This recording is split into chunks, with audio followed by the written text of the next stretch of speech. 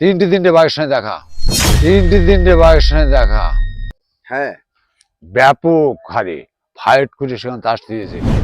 তোরা এগিয়ে এগিয়ে এগিয়ে এগিয়ে এগিয়ে এগিয়ে এগিয়ে আর মাগো মাগো মাগো। নমস্কার, আমি পুষ্পেন্দু মৃধা। আবার সুন্দরবন লাইভ চ্যানেলে এক নতুন পর্বে আপনাদের সকলকে জানাই স্বাগত।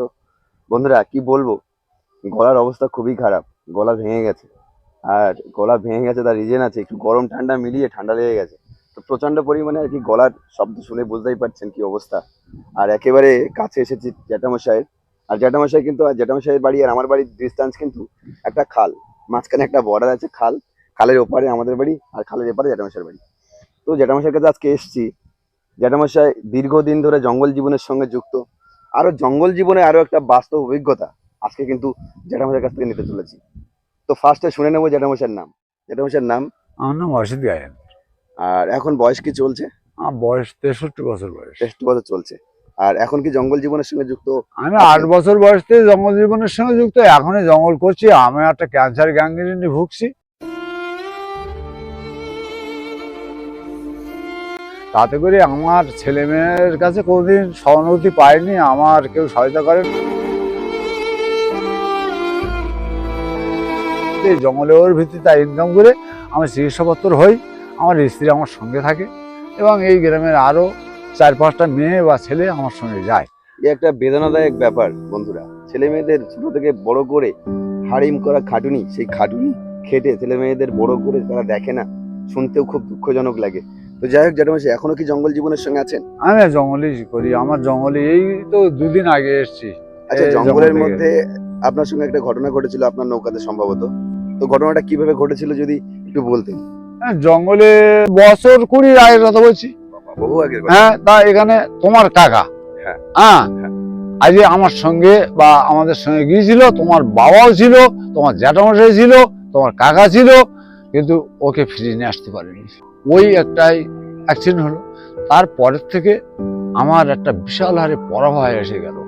তা তখন আমি ওই সবসময় অভিযোগের ঘরে দিন যাই, আর ওই ঈশ্বরের কাছে ডাকি আর বলি যে ঠাকুর কি করব, আমি তো এই মরেছি, এক অসুখ, তার ওরে ছেলে মেয়ের সংসার, তারপরে মোটামুটি এই পরিস্থিতির উপরে ভিত্তিতে আমি কি করি।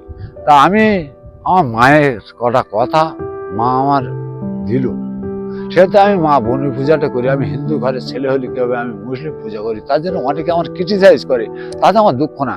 আমি ভগবানকে পূজা করি। ভগবান মা বনিবি ওই আমার সাথে সঙ্গীতি, ওই আমার মা। আমি মনে করি না যে হিন্দু মুসলিম আলাদা। আমি আলাদা কাউকে কোনোদিনের জন্য আমি ওই হিন্দু পূজা হলেও যেখানে নামযজ্ঞ, যেখানে 12টা ক্লাব এবং 4টে মন্দির সঙ্গে যুক্ত, এবং আমি এই বন জঙ্গল করেই আমি এই সত্যিকারের কথা এই ক্যান্সার প্রতিরোধের ওষুধপত্র খেয়ে আমি বেঁচে আছি। এখানকার 5টা ছেলে মেয়ে, এদেরকে নিয়ে এখনই জঙ্গল যাই। এই 2 দিন আগে উঠে এসেছি। তিনটে বাঘের সঙ্গে দেখা। হ্যাঁ, ব্যাপক হারে ফাইট করে সেখানে তাস দিয়েছে। আমার একটা মেয়েকে ধরে নিচ্ছিল আন্না বলে। তাকে ঘটনাটা কিভাবে ঘটেছিল প্রথম থেকে বলুন। প্রথম থেকে ও আমার নৌকোয় 6 জন মানুষ, আমরা সবাই নামে থবা ভাই জঙ্গলে। আচ্ছা, আমার কিন্তু পাশ নেই, বেলাক আমার। আচ্ছা, আমি আমাদের 6 জনকে পায়ে দেবে না, আর একটা রেস্টে ভাড়া করতে গেলে 80-85 হাজার টাকা, ওই টাকা আমাদের নেই। আমরা সরকারের কাছে যদি গরিব মানুষ হয়ে সহায়তা চাই যে আমাদের একটা পার্সনের পায়দান দেয় না, না দেওয়ায় আমরা এখন চুরি করে কাঁকড়া ধরি। এই চুরি করে কাঁকড়া ধরতে গিয়ে আমার এই আন্না বলে মেয়েটার উপরে বাঘ অ্যাটাক করছিল এই 4 থেকে 5 দিন আগে। আর এখান থেকে 2 দিন উঠে এসছে, তার 3 দিন, আর এই 2 দিন 5 দিন হয়েছে। কারেন্ট ঘটনা একদম। এই 3টে বাঘ খুব আবার হিংস্র হয়ে পড়েছে আমাদের। এটা এটা এটা এটা আদারমানিকের মধ্যে, যেটা হাঁড়ি এনে খাল। আমি একটা কথা বলি, হাঁড়ি এনে খাল। আমি ছোট কথা বলি। আদারমানিকে কদিন আগে আমি কাঁকড়া ধরতে গেছিলাম। গিয়ে আমি তো কাঁকড়া ধরতে জানি, যারা গেছিল তাদের সঙ্গে গেছিলাম। আদারমানিকের আমার ভিডিওতে শুনিয়েছি বাঘের ডাক শুনিয়েছি। বাঘের ডাক শুনেছি। 3টে বাঘ। হ্যাঁ, 3টে বাঘ। ওই ওতে যে পুরুষ বাঘটা আছে না, এখন এই সময় পরে নেওয়ার সময় 8টা বাচ্চা বাঘ আছে, আর একটা মেয়ে বাঘ আছে, একটা পুরুষ বাঘ আছে। পুরুষ বাঘটা ওদেরকে খাদ্য সংগ্রহ করে দেওয়ার জন্য ও ব্যাপক হারে হিংস্র হয়ে গেছে। এই মোটামুটি ওই আন্না আর গীতা হ্যাঁ। আর এই যে মিনতি, এই তিনটে মেয়ে ওরা একসঙ্গে বাই। আর আমি, অনিতা আর ওই মেজো, ওই আমরা তিনজন একসঙ্গে বাই। দুটো খালে আমরা বাঁচছি। ওদের ওই খালে যখন ওরা থোপা দিয়েছে, থোপা দেওয়ার সময় কোনো কিছুই না, এইবার পরস্পর জোয়ার হচ্ছে, কাঁকড়া উঠছে হেভি। এখন এবারে কাঁকড়া তুলতে যাচ্ছে প্রত্যেকটা থোপায়। থোপাটা তো 15-20 হাত, 25 হাত, 30 হাত দৃষ্টে দেওয়া। ওদের 80টা থোপা পাতা, আমাদের 80টা থোপা পাতা। ওদের তিনজন তো 80টা থোপা পাতা, আমাদের তিনজন তো 80টা থোপা পাতা। ওরা তিনজন করেছে কি, যখন কাঁকড়াটা বেশি দিচ্ছে, ওরা একসঙ্গে না গিয়ে ওরা তখন ওই কাঁকড়া তোলার স্বার্থে ওরা তখন বলছে কি যে এই ডিস্টে ভাগ করে নেই, এই তুই 25টা, তুই 25টা আর 30টা আমি। হ্যাঁ, এইরকম ভাবে থোপার ডিস্টেন্সটা ভাগ করে নিয়ে ওরা কাঁকড়া তুলছে। এবারে উপর থেকে বাঘ তখন ওই মোটামুটি ছুটে আসছে। ওই বাঘটা, পুরুষ বাঘটা যখন ছুটে আসছে, রান্না চোখে পড়ে গেছে। রান্না তখন সঙ্গে সঙ্গে বলছে, হাঁক দিচ্ছে, ওরে তোরা এগিয়ে আর মাগো করতে। তখন সঙ্গে সঙ্গে আমরা ওই খালেতে আমরা তিনজন নৌকোয় ছিলাম, নৌকোটা বইয়ে এগিয়ে এলাম, ওরাও দুজন এগিয়ে এলো।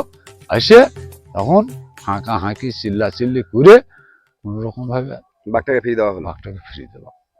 আজকে মোটামুটি ঈশ্বর একমাত্র কথা শুনেছে। হ্যাঁ, আমরা তাই মানুষগুলো জীবতায় বেঁচে আছি। এই সত্যিকারের কথা ইদানিং ঘটনা। তবে ইতিমধ্যে আমাদের এই আদামানিক ব্লক, পীরখালি ব্লক ব্যাটদে নিয়ে এর মধ্যে অ্যাকশন করে দেবেই। মানে বাঘ এত পরিবর্যায় এসে গেছে, এবং বাঘ ক্ষুধার কারণে হরিণ খায় বাঘে, শুকার খায় বাঘে, কিন্তু কতটা জন্মাবে, তার থেকে বাঘের পরিসীমাটা বেশি হয়ে যাওয়ায় ওদের খাদ্য সংস্কার, খাদ্যটা কমে গেছে, ওদের খাদ্যটা কমে গেছে। তো এরকম জঙ্গল জীবনের সঙ্গে কতবার বাঘের সঙ্গে দেখা হয়েছে? অনেকবার দেখা হয়েছে। তবে এটা ইদানিং আপনার উপর কোনদিন অ্যাটাক হয়নি? আমার উপরে অ্যাটাক হয়েছিল এখান থেকে বছর 20-25 আগে। আচ্ছা, সে সময়ও আমি ওটা কাটতে গিয়েই মোটামুটি এই ঘটনা ঘটে। এটা মোটামুটি সড়কখালি, কুমড়িখালির মধ্যে দিয়ে একটা গাছে আমার বাঁচিয়ে দিয়েছে আমার জীবনটা। একটা গাছ জীবন বাঁচিয়েছে, গাছটা আমার জীবনটা বাঁচিয়েছে। গাছটা মোটা পশুর গাছ, ঢোঁড়ালা গাছ। ওই গাছটা আমি মোটামুটি কাটবো বলে গাছটার ধারে গিয়েছি, যে গাছটা মরা আছে কিনা বা ঢোঁট আছে কিনা দেখি, দিকে যদি গাছটা ঠিক ভালো হয় আমি কাটবো, আর যদি খারাপ হয় তা কাটবো না। তাই ওই এইরকম মনোভাব করে আমি সেই গাছটার ধারে গিয়েছি। আমরা সবাই 8 জন লোক দোকানে নেবো নিয়ে গেলাম। লাইন ধরনের গাছ দেখছি, চয়েস গাছ, যে গাছগুলো মরা নেই বা কাটালে তর্তা করা যাবে বা বিক্রি করলে সে পয়সা দেবে। হ্যাঁ, অনেক গাছ, জঙ্গলি গাছ, সব গাছ তো সমান হয় না। জঙ্গলের গাছের মধ্যে মরা থাকে, ঢোঁট থাকে। হ্যাঁ, সেও গাছগুলো তো তক্তার উপযুক্ত হবে না, সে কাঠ তো কেউ নেবে না। তাহলে আমি ওই গাছটা ধারে যখন গিয়েছি, দেখছি গাছটা বড় পাশা হয়েছে। আমরা চিনি গাছ, যে এই গাছটা ঢোঁড়ওয়ালা গাছ, এই গাছটা পাশা হয়েছে, এই গাছটা মোটামুটি ভিতরে ফোকড়া হয়ে গেছে। এগুলো চিনে আমি যখন মোটামুটি গাছের চারিধারতে পাক খেয়ে এসে ঘুরে আসছি, ওর ওপাশে একটা হেঁতালি ঝাড় আছে। সেই ঝাড়টার পাশে বাঘ উঁকি মারামারি করছে। আমি তখন ওই গাছ সাপটে গেছি, গিয়ে কুলটা এবার ধরে বাইরে লক্ষ্য করে আমি ওদেরকে ডাকছি যে তোমরা এদিকে এগিয়ে এসো। বাঘ একদম আমার সন্নিকট পাবে, আর আমার এক পা আগুনের জায়গা নেই, এক পা পেছনের জায়গা নেই। মতিদা, চারুগা, আল্লাহ, বাবা, তোমার চাঁদা এসো। ওরা সবাই চারিধারে ওইরকম লাইন ধরনের গাছ চেষ্টা করতে যাচ্ছে। ওরা তখন সবাই ছুটে এসে, সবাই ছুটে আসার পরে ওরাই মোটামুটি যাইছে, যখন হাঁকার করেছে বাঘটা তখন ছুট মেরেছে, ভয়ে ছুট মেরেছে। সবাই যখন হাঁকার করেছে মেলা লোক, আমি ওই গাছের আলাদা আছি। ওই গাছটাই আমার জীবনটা বাঁচিয়েছে। আচ্ছা, সত্যিকারের কথা। আজকে গাছ জঙ্গলে বাঁচাতে পারে মানুষকে, আর জ্ঞানে বাঁচাতে পারে মানুষকে। এ শক্তিতে কিছু করতে পারে না। বাঘের কাছে কোনো শক্তি রাখালে হবে না। তবে এটা সত্যি কথা যে একটি গাছ একটি প্রাণ। হ্যাঁ, গাছ অবশ্যই আমাদের বাঁচানো গাছ উচিত। অবশ্যই, আর এখন আর জঙ্গল গাছ কেন? আমরা কেউ কাটেনি, শুধু জঙ্গল না, আমাদের গ্রামের গাছও বাঁচানো উচিত। গাছ বাঁচানো উচিত। জঙ্গলে কোনো কিছুই হাত দেওয়া উচিত না, জঙ্গলে ক্ষতি করা উচিত এখন না। একদম আমরা গাছ আমরা দুটো মাছ কাঁড়া ধরি, একদম। তাছাড়া আর আমি জঙ্গলে কোনো আমি ক্ষতি হয় না। একটুখানি মাঝখানে বলে নিই বন্ধুরা, আমি যাদের সঙ্গে জঙ্গলের করে গেছি কাঁকড়া ধরতে, মাছ ধরতে, সত্যি কথা বলতে আমার জ্ঞান তো দেখিনি, তাদের মধ্যে একটা হিসেব আছে আলাদা একটা, যে মাছ ধরবো কাঁকড়া ধরবো, আমাদের দ্বারায় জঙ্গলের কোনো গাছ, কোনো রকম কোনো প্রাকৃতিক ক্ষতি যেন আমাদের দ্বারায় না হয়, এইটা হ্যাঁ। সব মৎস্যজীবীরা কিন্তু মেনটেন করে। আমি এটা হলপ করে দেখেছি, এবং আমি প্রথম প্রথম গিয়ে একটু ভুলভাল করতাম, সেগুলো কিন্তু আমাকে আমাকে কিন্তু বুঝিয়ে বলতো। তো সত্যি কথা, জঙ্গল বাঁচান, গাছ বাঁচান, আর আমাদের পরিবেশ ঠিক রাখুন। আমাদের সুন্দরবন জঙ্গলের যে পরিবেশ, অসাধারণ পরিবেশ, আর এই পরিবেশ কিন্তু যতই মাছ মারুক কাঁকড়া ধরুক, সেই পরিবেশ কিন্তু নষ্ট হয়নি, কি যেটা না না, একদম নষ্ট হয়নি, আরো সুন্দরবনে উন্নতি হয়েছে। যে আপনি যে দীর্ঘদিন ধরে এই জীবিকার সঙ্গে যুক্ত আছেন, আচ্ছা জঙ্গলে আমি শুনেছি অনেক রকম ভূতের উপদ্রব আছে, এটা কি সম্ভব হ্যাঁ হয়েছে? হ্যাঁ, একটা মেয়ে উলঙ্গ অবস্থায় বান গাছের ডালেও সেরে চুলগুলো ঝুলছে, হুম। আমরা নজর লোক মাছ ধরতে উঠেছি, সবাই দেখতে পাচ্ছি এতে হাফ কিলোমিটার দূরে যে একটা মেয়ে বান গাছেও সেরে, কি ব্যাপার ও? একটা মেয়ে ওইভাবে শুয়ে যে উলঙ্গ অবস্থায়, চুল ছাড়া, ব্যাপক চুল লম্বা, ও কি পরিস্থিতি ও কাকা, ও ছোটকা, এ কি অবস্থা এ? হুম। ছোটকা বলতেছে কি দাঁড়াও সবাই, ছোটকার সঙ্গে সঙ্গে দাঁড়াত বলে মুখে জল নিয়ে আমার মার নামটাম করলো, ঠাকুর নামটাম করলো, করা পরে দেখলাম যে সেই মেয়েটা আর নেই, হুম। চুল ছাড়া যে মেয়েটা বানিয়েছে শুয়েছে মেয়েটা নেই। হুম। আবার এগিয়ে গেলাম, গিয়ে দেখছি তিনটে মেয়েদের পায়ের খোঁজ, তিনটে খোঁজ, হুম।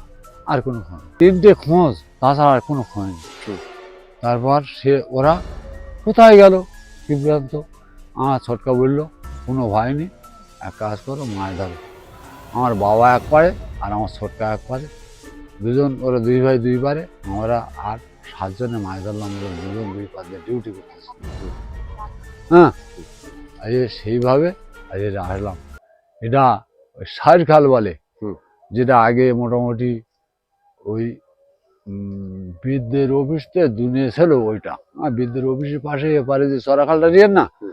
হ্যাঁ বানু মানে হ্যাঁ, ওই হ্যাঁ। চড়াখালের দুনিয়া ছিল, আর ওইটা পীরখালি ব্লকের, হ্যাঁ হুম। ওই মুখ দিয়ে উঠে ওইটা সবচেয়ে 2 নম্বর খাল বলতো, হ্যাঁ পীরখালি ওই মুখ দিয়ে উঠে 2 নম্বর খাল, হুম। হ্যাঁ যেটা পঞ্চমুখীর দিক থেকে উঠেছে আচ্ছা। ওইটা 2 নম্বর খাল বলতো। ওই 2 নম্বর খালে ওইটা আগে বেঞ্জাল ধরতো, হুম। বেঞ্জালে 60 লোক থাকতো, হ্যাঁ সেই পর্যায়ে এখন ওই জায়গায় দাঁড়িয়ে এই ঘটনা। এই মুহূর্তে বন্ধুরা, একদিকে বাঘের ঘটনা শুনলাম, একদিকে প্রেতাত্মার ঘটনা শুনলাম। আর সত্যি কথা বলতে আমি কখনো প্রেতাত্মাকে দেখিনি আর নিজে বিশ্বাস করি না। তো যাই হোক, জ্যাঠামশাই বলছেন দীর্ঘদিন ধরে এই জঙ্গল জীবনের সঙ্গে যুক্ত, আর এখানেই শেষ নয়, জ্যাঠামশাই কিন্তু জেঠিমাকে নিয়ে লাগাতার কিন্তু গভীর জঙ্গলে কিন্তু মাছ কাঁকড়া মধু সংগ্রহ করে গোটা জীবন নির্বাহ করে থাকে দীর্ঘদিন। তো এইভাবেই জ্যাঠামশাইয়ের গোটা জীবন চলছে, ছেলেপুলেদের এইভাবেই মানুষ করেছে, বড় করেছে। তো বন্ধুরা, আজকের ঘটনা আপনাদের কেমন লাগলো অবশ্যই কমেন্টের মাধ্যমে জানাবেন। আর যে সমস্ত বন্ধুরা চ্যানেলে নতুন, অবশ্যই চ্যানেলটিকে সাবস্ক্রাইব করে আমাদের ফ্যামিলি মেম্বার হয়ে যাবেন। তো আজকের পর্বে এখানে শেষ করছি, দেখা হচ্ছে নতুন কোনো পর্বে। ততক্ষণ সবাই ভালো থাকুন, সুস্থ থাকুন, আমাদের ভিডিও দেখতে থাকুন।